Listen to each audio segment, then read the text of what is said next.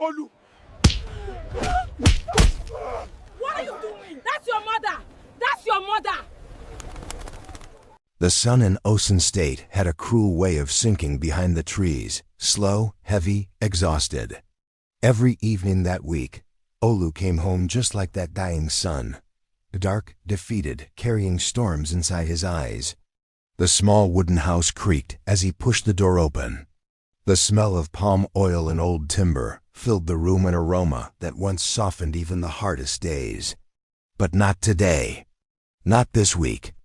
Olu's footsteps hit the floor in short, angry thuds like war drums, warning that something was about to explode. He had lost his job in Lagos, the job he believed defined his worth as a man. And with that loss came something far worse. Debt. Big debt. The kind that breathed down a man's neck and whispered threats into his ear every night. Inside, Mama Tade sat beside the kerosene lamp, her frail fingers stitching a torn wrapper. Her silver hair glowed softly under the flickering light. When she looked up and saw her son, her face warmed with gentle concern. Olu had no patience for any more. "Son," she said quietly, "money doesn't make a man, dignity does." Her words were meant to soothe. But to Olu, they felt like needles. He slammed his palm on the wooden table, the sound cracking through the room like lightning. "What do you know about money?" He shouted. "You only know how to live poor in this useless village." The lantern trembled. Dust drifted down from the ceiling. Mama Tade froze for a moment, then lowered her hands slowly into her lap. She didn't argue. She didn't defend herself. She just looked at her son with eyes deep, tired, and painfully kind. There was sadness there, yes, but also something stronger. A love that had survived storms Olu didn't even know existed. Silence tightened between them like a rope. Outside, children were laughing somewhere in the village. A rooster crowed even though night had already fallen. Life carried on. But inside that wooden house, something fragile twisted and cracked. Olu's chest rose and fell sharply, his jaw clenched tight. He hated the sound of his own anger, yet he couldn't stop it. Debt, fear, shame, the humiliation of losing his job, they all crashed down on him at once. He needed somewhere to aim his pain, and Mama Tade was standing too close, too gentle, too easy to blame. "You don't understand," he growled. "You don't know what it feels like to be a man, to carry everything, to lose everything." Still, she said nothing. Her silence wasn't weakness. It was grief. But Olu was too blinded by his suffering to notice her trembling fingers, the small breath she swallowed, or the hurt she hid beneath her calm eyes. The lantern dimmed again, stretching her shadow across the wall, thin, fragile, yet dignified. She exhaled softly, her voice barely above a whisper. "Olu, I just don't want you to lose yourself." But to Olu, it sounded like pity. He stood up abruptly, the stool crashing behind him. His heavy steps thundered across the wooden floor as he stormed toward the door. "Leave me alone," he snapped.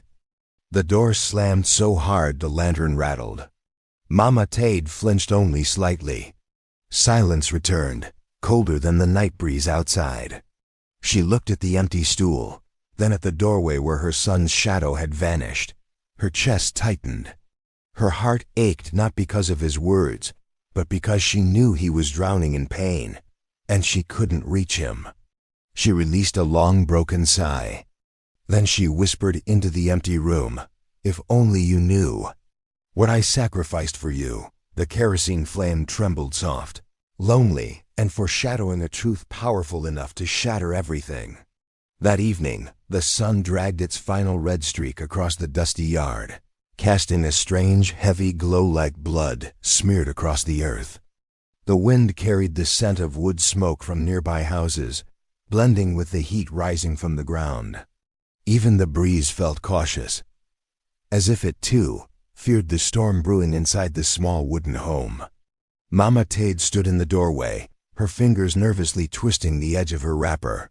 Her heart was heavy, but love pushed her forward.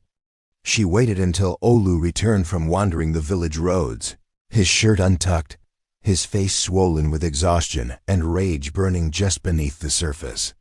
The moment he stepped into the yard, she spoke softly, "Olu, if you calm down, I will." But he cut her off with a roar that split the air. "I don't need your advice. Keep all those religious sayings to yourself." His voice sliced through the evening like a knife. Neighbors heard it. Doors cracked open. Curtains twitched. Children froze mid-kick in their football game, the ball rolling silently into a ditch. Everyone knew Olu. Everyone respected Mama Tade, and everyone sensed something dangerous rising.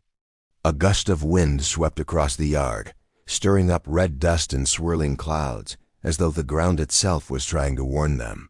Mama Tade didn't raise her voice. She never had to. She stepped closer, her small frame trembling under the weight of her son's fury. "Olu," she whispered, "listen to me. Anger will make you. Shut up." The roar echoed down the village. Women carrying buckets stopped mid-stride. An old man feeding his goats froze. People exchanged uneasy glances. Something about Olu looked unhinged. His eyes were bloodshot. His breath jagged. His fists tightened until the knuckles blanched. Mama Tade moved toward him, not because she was brave, but because her love was stronger than her fear. "Son, you're not a bad man. You're hurting. I know. You know nothing about my pain." The scream ripped through the yard. Birds exploded from a mango tree in fright. Olu stepped closer, towering over her. The rage boiling in him felt hot and poisonous, unstoppable. It wasn't just the job. Not just the debt. It was the crushing weight of failure, the fear that life had mocked him, stripped him of everything he believed made him a man. And now, he couldn't tell the difference between an enemy and a woman who loved him beyond reason. "Every day you preach," he snarled. "Every day you act like your wisdom can fix everything. It can't. It never did. Look at us, look, we're still poor." Mama Tade's lips trembled. "Son, our poverty is not my—" "Stop talking." The wind rose sharply, swirling dust around their feet, tugging at her wrapper like ghostly hands. The sky darkened too fast, not because night arrived, but because tension swallowed the light. Olu paced like a trapped animal pulling at his hair, panting. Neighbors watched from afar, terrified, unable to intervene. A boy whispered, "Is he gonna hit her?" Another child shushed him, but the question hung heavy in the air. Mama Tade pressed a hand against her chest. Her voice cracked not from fear, but heartbreak. "Olu, I only want to stop you from doing something foolish." For a moment, a flicker of softness passed through his eyes. A glimpse of the child she carried on her back through storms and sickness. The child she sacrificed everything for. But shame stabbed him sharp and deep. And when shame meets pride in a wounded man, it becomes dangerous. "Don't pity me," he growled, voice sinking into something dark. "I'm not a child." He stepped closer. Close enough to see the tiny wrinkles near her eyes. Close enough to feel her trembling breath. "You are not a child," she whispered, "but you are still my son." Something snapped. Anger erupted wild, scorching, uncontrollable. "Stop saying that," he screamed, his voice shaking the whole yard. Neighbors gasped. Children clung to each other. Someone whispered a prayer. The dust storm thickened as the wind moaned, a warning from ancestors long gone. And there, in the red-soaked evening, mother and son stood face to face, one filled with love, the other drowning in anguish. Something terrible was coming. Everyone felt it. Even the wind stopped to listen. Even the dust seemed to hang frozen in the air as Mama Tade reached out slowly, trembling, placing her frail hand on the front of Olu's shirt. Her fingers were cold. Not from the weather, but from fear. And love. Her voice flickered like a candle flame in the wind. "Olu, I just don't want you to lose yourself." For a heartbeat only when everything softened. Her touch. Her voice. The fading light behind them. But Olu's pride was a sharp blade, and it cut. He slapped her hand away hard. Mama Tade stumbled backward, her sandals scraping the dusty ground. Neighbors watching from the shadows gasped quietly. A few women covered their mouths. Children clutched each other's arms. Then bop! The sound sliced the air. It wasn't just a slap. It was an explosion. A sound that cracked the yard open, bounced off the mud walls, and ripped straight down the spine of everyone who heard it. Mama Tade's head snapped to the side. Her body twisted with the force of the blow. Then she fell hard onto the red earth. Her palm dragged across the ground, leaving a smeared trail in the dust. A thin line of blood slid from her lip, dripping onto the soil, dark, heavy, swallowed immediately.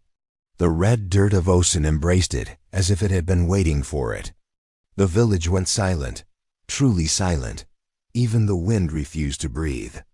Olu's hand trembled in the air, still raised, still burning with the heat of the strike. He hadn't meant to, at least not like that. But anger had blinded everything. His chest rose and fell in violent bursts. His vision blurred. And in front of him, on the ground, lay the woman who gave him life.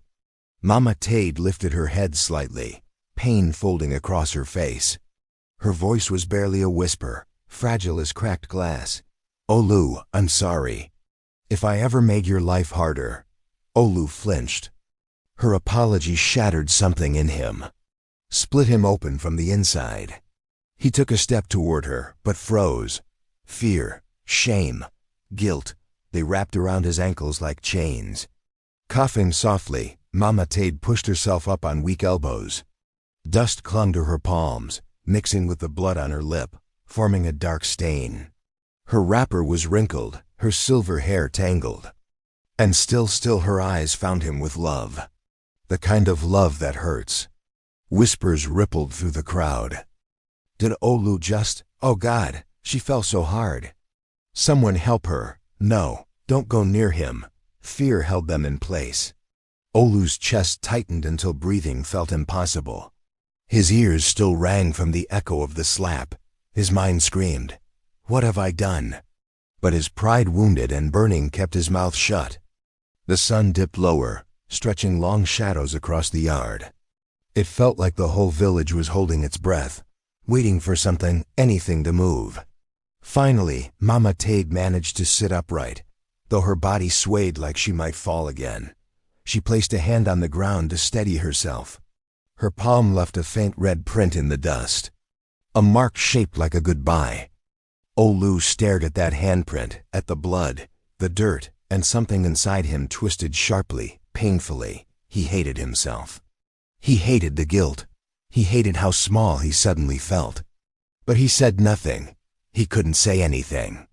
The silence stretched, long and suffocating. The villagers watched, stunned faces pale, bodies tight, hearts trembling. To them, this wasn't just a family argument. It was a tear in the fabric of their community. Mama Tade was the village's heart. Olu was the boy they had all watched grow, and now this. Even the sky seemed ashamed, clouds drifting in to swallow the last bruised streaks of sunlight. Mama Tade lifted her gaze, meeting her son's eyes with a softness that broke through every wall he had ever built. "Olu," she whispered, breath shaking, "I still love you." The words didn't soothe him. They destroyed him. The world closed in. The dust settled. The wind finally returned, but only to carry the weight of what had just happened across the village, planting the seeds of a tragedy none of them yet understood. Something irreversible had begun, and everyone felt it. That night, the house swallowed sound whole. Olu sat hunched at the edge of his narrow bed, the single kerosene lamp flickering like a failing heartbeat. His hand still burned from the slap, not the sting on his skin, but the brand of shame beneath it. The yard outside was a dark smear. Even the village dogs had gone silent. Inside, the air felt thick, heavy with the kind of silence that waits for a verdict. He noticed the trunk because it had always been there, old, scarred, its iron lock rusted stubbornly shut. Mama Tade kept it under her bed like a small secret too heavy to lift. Tonight, its shadow looked larger, an island of memory in the dim room. He slid off the bed and crawled on his knees, the wooden boards cold beneath him, dragging the trunk out. The lid groaned in protest, then opened as if it had been waiting for this exact moment. A photograph slipped out first, thin, faded at the edges. He barely recognized the face in the suit. The clean-collared young man grinning at graduation, mortarboard tipped to one side.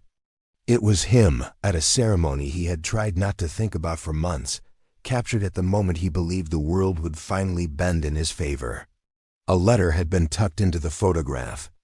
The envelope carried his mother's careful handwriting. "To the son I am proudest of." His fingers shook as he broke the seal. The letter began in the voice that had soothed him since infancy, soft, steady, full of the quiet dignity of someone who had learned to measure love by sacrifice. "My Olu," it read, "you carried my breath before you could walk. You carried my name when I had none. I write not to teach you, but to tell you what I could not say aloud while your anger lived in the open. There are things you must know when anger fills the room and the world narrows to a shout." He swallowed. The lamp buzzed. Somewhere in the house, a moth hit the glass. The second item was a folded sheet of paper, official-looking, the kind that makes men careful and women hard. A deed, stamped and stamped again. Title documents. Lawyers' receipts. Names of men he had seen in the market, the ones with sly, patient eyes, men who traded in land and regret. The trunk gave up more pieces, old bank slips, a ledger full of his mother's cramped, deliberate numbers, the backs of receipts from Alaga school, a stack of unsigned IOUs. There were photographs of handshakes, of his mother in a municipal office, a ledger entry reading, "Tuition, Olu." Each paper was a breadcrumb on a path he hadn't known he'd been walking his whole life. He read, breath thinning, as the shape of what she'd done rose up from the dust. Mama Tade had sold the family land, the ancestral plot that had been the village's quiet heartbeat for generations. She had gone to the city, to the markets, to the lawyers, and she had signed away the fields under a sky full of debts, all so one boy could sit under lamps and read foreign words so he could return home carrying a degree like a spear. Her handwriting trembled on another page. "I sold what I could because I believed you would return and plant seeds with the harvest of your hands. I took loans in my name because the buyers insisted. I signed to protect you, to make sure the money reached the school, to keep the men from taking more than they asked. Forgive me if it seemed deceitful. I wanted only a future for my boy." Olu's stomach dropped into a hollow. The world tilted. The ledger became a map of sacrifice, line after line of payments for his fees, for transport, for the small, brutal costs of pushing a life upward. Threaded through the entries, interest, penalties, a final due date stamped in red. Then a paper unlike the others, smaller, folded tight like a dying ember. A contract. The kind that takes your name and binds it to another's burden. His name written in his mother's hand sat beneath a clause outlining liabilities should payments fail, should the buyers repossess. He read the words twice because disbelief made them blur. A clause naming him as heir to the debt, a legal tether that would tighten if the men came with their papers and their fists. A final line in a lawyer's block letters. Default remedies may include seizure of remaining properties and enforcement upon next of kin. The lamp felt too small to hold so much truth. Tears rose, hot and sudden. He saw clearly now, painfully, the night she had gone without cooking, the way she kept her thin hands tucked into her wrapper like broken tools. He remembered how she refused to sell the old family cooking pot, how her smile had thinned when neighbors asked about the land. He had been angry at poverty, at a world that kept closing, and never at the one who had carried a stone of that world on her back for years. His hands dug deeper into the trunk and found another envelope, smaller, sealed with wax. Inside, more of her voice, fainter now, as if she had written it in the dark. "If these papers ever reach your hands when I am weak or gone, know this. I did not sell our history for nothing. I did it because I believed in you. If the men come, ask not for my defense. Ask for your truth. Use what you have learned to buy back what I lost. Promise me, Olu, promise me, you will not let my mistake become your curse. He read the last line 3 times. The words blurred. A different kind of pain rooted itself in his chest, less sharp than anger, but deeper, like a plow turning the soil of his heart. When he lifted his head, the light had changed. The kerosene lamp was burning low, casting his mother's handwriting across the walls like a confession. He saw the photograph again, himself, younger, hopeful, diploma raised like a banner. He had once believed he earned that future alone. Now, with a coldness that slackened his limbs, he understood. His education had not been a trophy of merit. It was a debt of flesh paid by a woman who had traded the family's roots for his rise. The debt was not only in papers and signatures, it was a moral seam stitching his success to her sacrifice. Olu felt the room tilt. He stumbled backward, knocking the chair behind him to the floor. The lamp's glow tightened into a small, accusing circle over the trunk's open mouth. The papers lay inside like small white bones. He couldn't breathe. The image of his mother on the ground came back, the line her palm dragged across the dust, her soft apology trembling on her lips. He had heard it then and brushed it aside. Now her apology sat heavy on his tongue. The letters, the deeds, the contracts, they weren't only proof. They were judgment. He fell to his knees beside the trunk and covered his face with both hands. The tears he had refused earlier came freely, now not for himself, but for the woman who had sacrificed everything for a son who had repaid her with a slap. Outside, in the sleeping village, a dog barked once and fell silent. Inside, the lamp guttered, and the papers waited patient and final. The kerosene lamp flickered, as if even the flame struggled to witness what Olu was doing. The trunk sat open like a wound on the floor, its contents spilling out in small, devastating truths. Papers lay everywhere, documents that had waited in silence, waiting for this night, waiting for him. He reached back into the trunk, hands trembling, breath shallow, and pulled out a stack of folded certificates and legal sheets. His eyes scanned the first one. Land transfer deed, Okila ancestral plot. The signatures were unmistakable. The date burned. His mother's name, Mama Tade, written in her patient, careful script sign beneath the words. Complete sale, irreversible. Olu's throat tightened. He lifted the next paper, a bank slip, then another. And another. Each one stamped with the same purpose. Tuition payment, University of Lagos amounts that made his stomach twist. Payments stretching over years. Amounts far beyond anything she ever earned selling vegetables in the village market. His fingers shook even harder. Then he found the note. A small wrinkled scrap of paper tucked carefully between the land deed and the receipts. The ink was washed in places, as if written with a heavy heart or with tears. The handwriting wavered. His mother's letters bent and trembled, like her fingers had been shaking when she wrote it. Selling this land.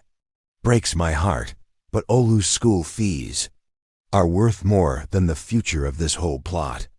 If one day you discover this, please don't be angry with me. You are my future.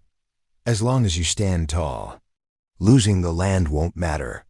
Olu's vision blurred. He blinked hard once, twice, but the words only dug deeper. He whispered, voice cracking, God, Mom, what did you do for me? And what did I just do to you? His breath faltered. His lips trembled. For the first time in years, he felt small like the boy who once clung to her wrapper during crowded market days, afraid of being lost. A drop hit the paper. Then another, tears, real tears. The first tear landed on the red stamp that finalized the sale of their ancestral land. The ink smudged slightly, the seal bleeding into the paper like a bruise spreading. He wiped his face, but the next tears came faster. His chest heaved as he pressed the note to his forehead like a prayer offered too late. Every word carved into him. She had given away the earth where their ancestors were buried. She had torn roots out of history. She had signed away identity. just so he could stand on a stage in Lagos wearing a graduation robe. He dug deeper into the trunk, desperate now, terrified of what else waited. He found more notes, shorter ones, each like a whisper she never dared say aloud. You study well. I am happy. The debts, I will manage them. Just don't give up, my son. Then one that almost broke him in half. On the day you graduated, I cried. But I didn't tell you the truth. I didn't want you to feel the weight. I just wanted you to walk proudly. I wanted you to grow without carrying my burdens. Olu curled forward, elbows on his knees, the note shaking violently between his fingers. He whispered again, barely audible now. I slapped her. I slapped my mother. His mind replayed the scene, her body falling, her hand dragging across the dirt, her voice weak but gentle, apologizing to him. The guilt slammed into him like a tidal wave. He couldn't breathe. He clutched the land deed to his chest, breaking down with a rawness that tore through the walls of the room.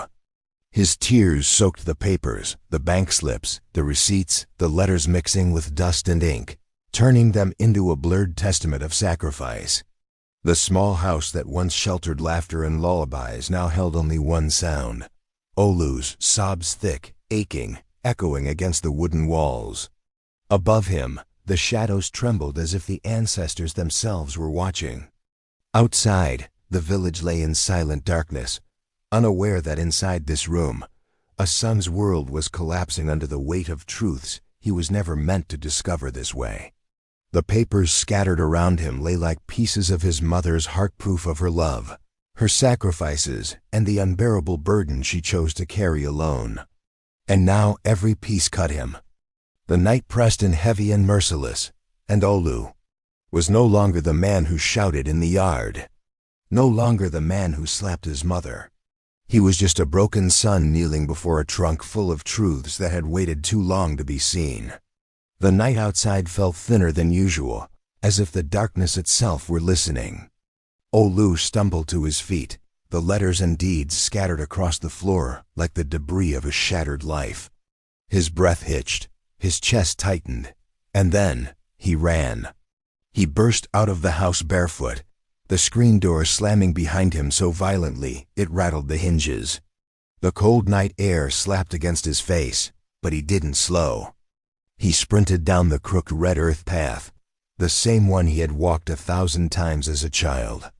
Tonight, every step felt like punishment. Dust kicked up under his heels, clouds of red soil swirling around him. His lungs burned. His heart hammered like a drum trying to punch through his chest. "Mama!" He screamed into the darkness. His voice cracked, swallowed by the night. "Mama, please open the door." The wind pushed against him, almost as if trying to drag him back to the guilt, the shame, the truth he had just unearthed. But he ran harder. Village huts blurred past. A lantern flickered in someone's window. A dog barked in the distance. Somewhere, a confused rooster crowed too early, but Olu heard none of it. All he heard was the echo of his sin. His mother's gasp. The slap, her falling to the ground, her whisper, "I'm sorry. If I ever made your life harder." He felt sick. Though the night was cold, sweat drenched him. He didn't slow down until her small wooden house appeared dim, humble, standing alone like an apology to the world. He nearly crashed into the door. His fists pounded against the wood hard enough to bruise. "Mama, Mama, please." His voice broke on the last word. Inside, he heard footsteps, small, hesitant.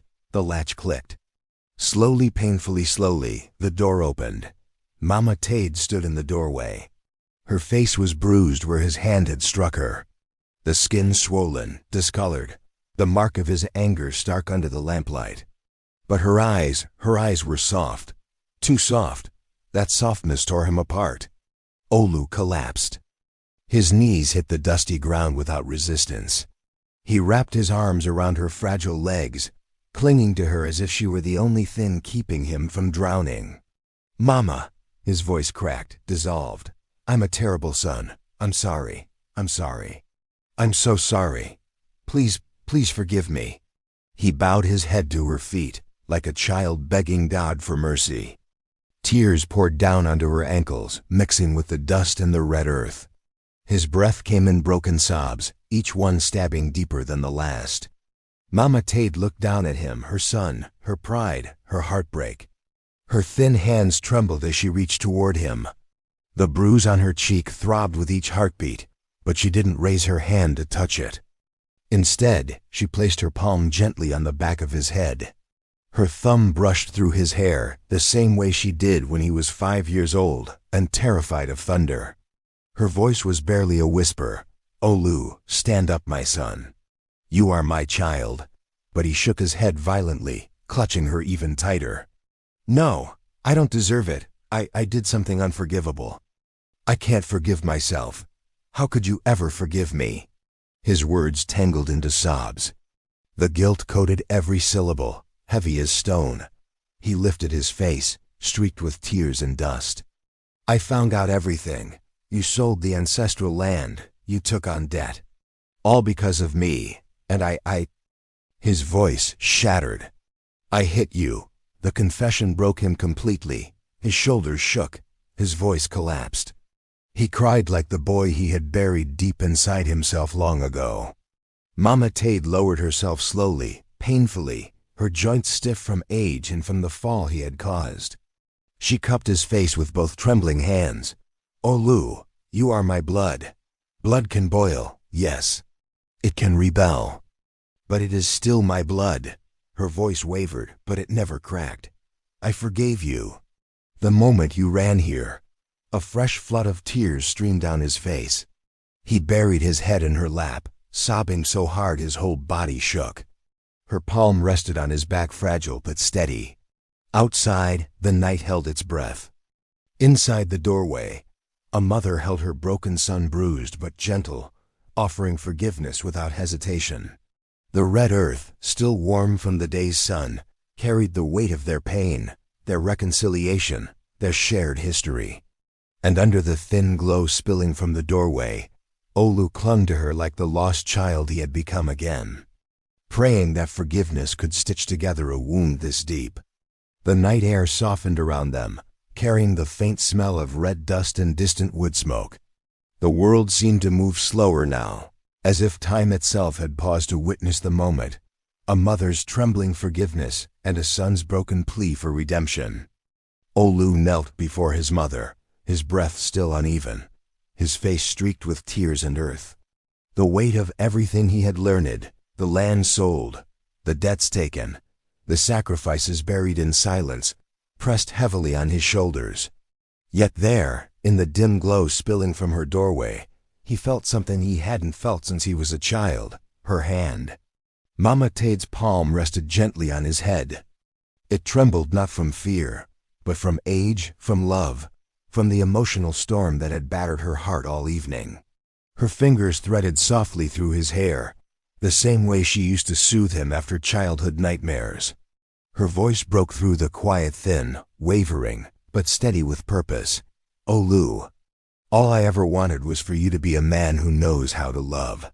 He closed his eyes, fresh tears rising. She continued, her words soft but carrying the weight of a lifetime. "The money I lost, the land I sold, it can be earned again." Her thumb wiped a tear from his cheek. "But character, my son, once it's lost, it is lost forever." Olu's lips trembled. No words came. Only a wounded sound, half sob, half prayer. Mama Tade cupped his face in both hands, lifting it gently so he would look at her. The bruise on her cheek lay harsh under the lamplight, a dark reminder of the moment that nearly shattered them. But her eyes, those soft, steadfast eyes, held no anger, only love, only hope, only the quiet understanding of a mother who had walked through more storms than her son ever knew. The camera of the story, if there had been one, would slowly pull back, capturing the two silhouettes at the threshold of the small wooden home, the frail mother seated on her stool, and her son kneeling before her on the red earth, dust clinging to his tears, his hands gripping the hem of her wrapper, as if anchoring himself to the only truth left standing. A faint breeze stirred, lifting tiny swirls of red dust around them, Moonlight poured down like a blessing.